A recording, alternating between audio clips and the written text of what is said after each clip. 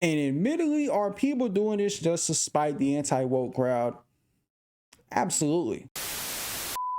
My face is tired. Like, seriously, can y'all give it a rest? Okay, there's been all this selective outrage going on with Ubisoft, from the pricing of the pre-orders, from the dislikes on the reveal trailer, from actual Asian people stepping forward and saying, hey, it's okay to play the game as Yasuke. Assassin's Creed Shadows will have you playing as Yasuke, a real-life historical figure with some, let's say, creative liberties. But this game is hardly the first medium to do that. Yasuke has been a figure in Japanese media for decades and started getting really popular with a children's book from 1968. Since then, he's appeared in novels, manga, and has already been in other video games like Nioh and Samurai Warriors 5. Sachi Schmidt-Hori, a professor of Japanese literature and culture who's working with Ubisoft on the game, said this. Yeah, I think people in Japan really embracing him as a character, and we really like to see him representing the samurai spirit. He's been portrayed as a sympathetic attendant, a hero, a villain. He's basically become more of a folklore character, like how the US has Johnny Appleseed and John Henry, characters who were inspired by real people but kind of took on a life of their own. We also only have bits and pieces about a lot of people from this era of Japan. So when it comes to Assassin's Creed giving their take on filling the gaps, they're just doing what other storytellers have been doing for decades. And the replies to this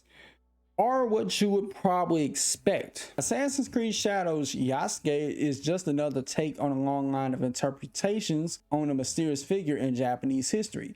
Nice, IGN. It's almost like you don't want to lie. You just have no choice. Stop the crap. You are better than this, IGN. IGN is going to give this game a 9 out of 10 solely for there being a black guy as a lead in the game, aren't they? No, it's a racist move by a racist company to force DEI on the public. Y'all libs out here covering for DEI. I wonder if a fall from this height would be enough to kill me. Mind you, I'm going to point to the sign. This is literally this meme, but in reverse. Y'all literally hate this. Y'all hate this when this happens. When this happens, y'all get highly upset. But y'all doing this in reverse to Asian people. And then, if it ain't bad enough, y'all trying to dig up dirt on one of the historians on the game, which I'll be blunt and say this, it doesn't matter what the dirt is. Okay, y'all could try to dig about this other, you know, hoopla against this game. Look, I'll be the first one to say it. We don't care. And it's so interesting. A Japanese historian, y'all trying to dig up dirt just to fit y'all's little narrative.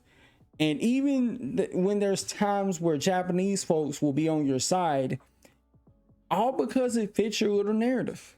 Now, this user right here did point out something very interesting that I've noticed Ubisoft do countless time and time again with recent Assassin's Creed games. With Origins, with Valhalla, with Odyssey, they did the same thing that everybody's bitching and moaning about. Oh, $130 for the game. Look, if you spend $130 on the game, that's on you at the end of the day. If that's what somebody wants to do, let them. Why do you care how they spend their money? Oh, and please spare me the, oh, it's always been a problem bit. Because if it's always been a problem, then where were you years ago when it first started happening? Y'all let it happen. Y'all let it bowl over to get to this point. Oh, it'll never get this bad.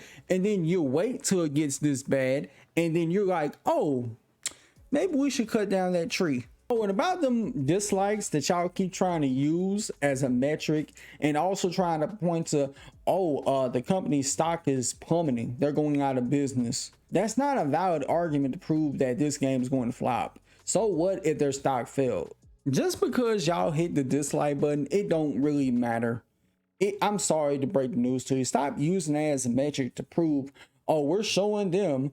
And then once you hear about the game selling 10 million or the news I'm about to bring up now, y'all gonna take all that win out of your precious little sales. Tom Henderson, who is a very reliable insider in the gaming industry, and I would like to try to see somebody debunk this. Assassin's Creed Shadows pre-orders are looking very strong. I don't have the exact numbers yet, but no one in the know is disappointed with them. Cope! What? Yeah, that's right. Cope. What in tarnation does that even... Cope, seethe, mob. You listen here, string bean. Seethe, You ain't cope. You're at the Everyone, bottom look of at the this guy damn over here. He's leaderboard, you freaking little... coping. Admittedly, are people doing this just to spite the anti-woke crowd? Absolutely. And I'm here for it. I want them to buy this game like they're buying stocks. Because if it means that you lot will shut the hell up and just let this game breathe, we ain't even seen no gameplay yet. And which, by the way, I can get into that later. One half of the main characters, Naomi, is showing how good of a stealth star she is, because nobody is outraged about her existence. And quite honestly, I think if she was the only playable character, there would be some outrage just because she's a woman, even though Assassin's Creed Syndicate exists, even though Assassin's Creed Origins exists with that one little playable mission, even though Assassin's Creed Odyssey exists, Liberation exists, vice versa. You get the point. Now, as far as the gameplay is concerned, I really do hope it does look good and it don't really rub people the wrong way. Now, this could go one or two ways.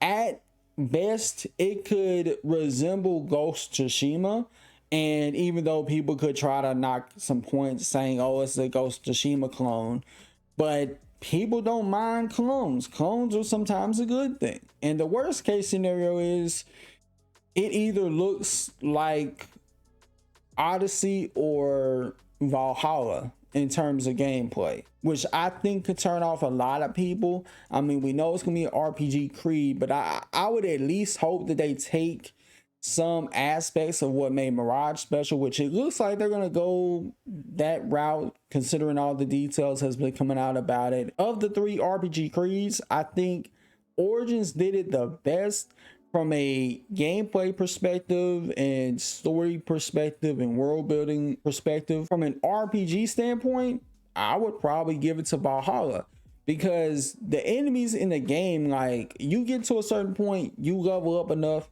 you could just easily one-shot enemies without breaking a sweat. Now, if they were to try to adopt a similar thing that was present in Avatars, to where you could easily just one-shot somebody with a bow or arrow, vice versa, then that's something I'm all for and I'll sign up for. But with that being said, y'all, let me know what you think about this in the comments below. If you enjoyed the video, hit the like button, subscribe for more gaming content like this, and I'll see y'all in the next video. Peace.